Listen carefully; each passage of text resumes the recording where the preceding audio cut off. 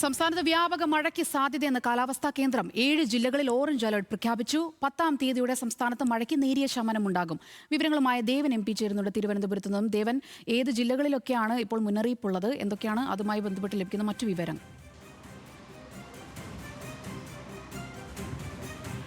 സംസ്ഥാനത്ത് വരും മണിക്കൂറിലും മഴ ശക്തമാകുമെന്ന മുന്നറിയിപ്പാണ് കാലാവസ്ഥാ വകുപ്പ് നൽകുന്നത്. പ്രത്യേകിച്ചും മധ്യ കേരളത്തിലും വടക്കൻ കേരളത്തിലുമായിരിക്കും അടുത്ത മണിക്കൂറുകളിൽ ശക്തമായ മഴ ലഭ്യമാവുക.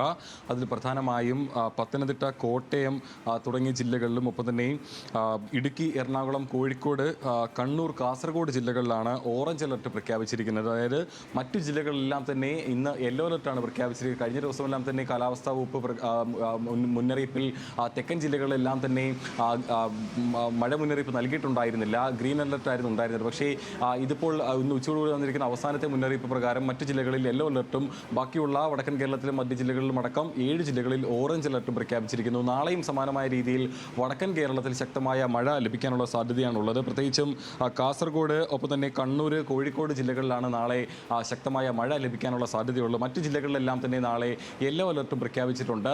സംസ്ഥാനത്ത് ജൂൺ 10 തന്നെ ഈ കാലവർഷത്തിന് ഒരു നേരിയ ശമനമുണ്ടാകുമെന്നുള്ള മുന്നറിയിപ്പ് കൂടി കാലാവസ്ഥാ വകുപ്പ് മുന്നറിയിപ്പ് നൽകുന്നുണ്ട്. പ്രത്യേകിച്ചും അറബിക്കടലിൽ എൽനിനോ പ്രതിഭാസം നിലനിൽക്കുന്നതിനാൽ തന്നെ അതിൻ്റെ ഒരു പ്രത്യാഘാതം എന്ന നിലയിൽ സംസ്ഥാനത്ത് ലഭിക്കുന്ന കാലവർഷത്തിൻ്റെ തോതിൽ വലിയ രീതിയിൽ കുറവുണ്ടാകും.